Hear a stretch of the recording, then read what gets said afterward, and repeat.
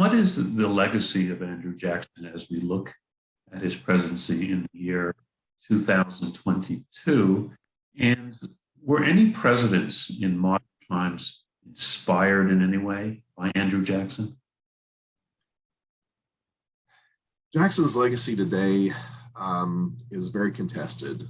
As anyone who's observed U.S. politics and U.S. society in the past decade, maybe longer than that, knows Jackson has become or has been for those years a pretty substantial historical figure. A lot of discussion about him, a lot of discussion and debate about what is his place in American society today.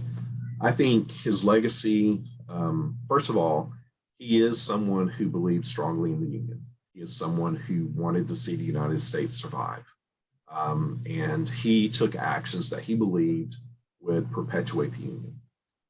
A second legacy is the fact that he was an enslaver. He was someone who was able to rise in society by his enslavement of African Americans. His wealth, his land holdings, in many ways, his society, his position within American society was based on the enslavement of African Americans. So that is another one of his legacies.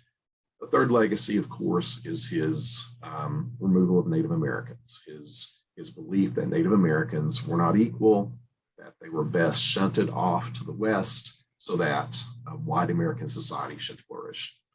And then lastly, I think, and this is probably where most people see Jackson's relevancy today, is that his embrace of populist rhetoric, his embrace of this idea that the president represents the people, and the rhetoric that goes with that, that to me is one of the prime legacies today.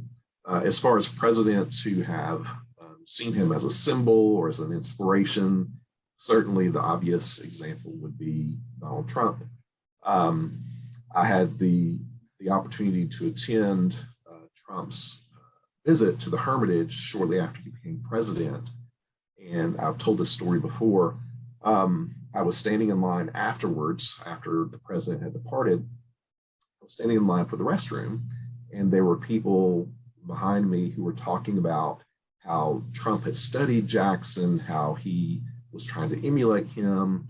And I think the reality is that a lot of the inspiration that Trump drew from Jackson came from other people. Steve Bannon probably was the one who was pushing that based on what we know. But Trump embraced it. And I think in doing so, he, in some ways, took what Jackson talked about with populism and rhetoric and took it to its highest level. And so I'll give you an example. And this is one that I actually talked about with my students in my Jacksonian class yesterday.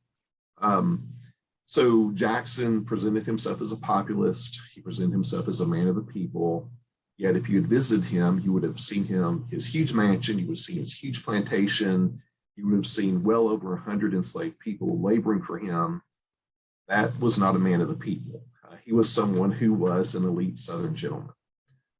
In the same way, I think you see Donald Trump, and he's not the only politician who does this, but he's, I think, the prime connection with Jackson. Donald Trump is someone who is wealthy, who lives or has lived in an apartment that was encrusted in gold, it seems like. He is someone who is not a man of the people, yet he is someone who understood that to connect with voters, he had to appear that way. And so he would appear at rallies with trucker hats, which doesn't really fit with someone who's a billionaire or even a multimillionaire, you know, wearing a trucker hat and engaging in rhetoric that is not what normal presidents engage in. Yet he did that, I think, because he was trying to present himself as a man of the people. And so, again, whether there's a direct connection between Trump studying Jackson or whether he was just influenced by people around him, Trump tapped into something that I think Jackson introduced, which is this idea that if you want to appear, if you want to have voters support you, you have to appear to be a man of the people, even if you're nowhere close to that.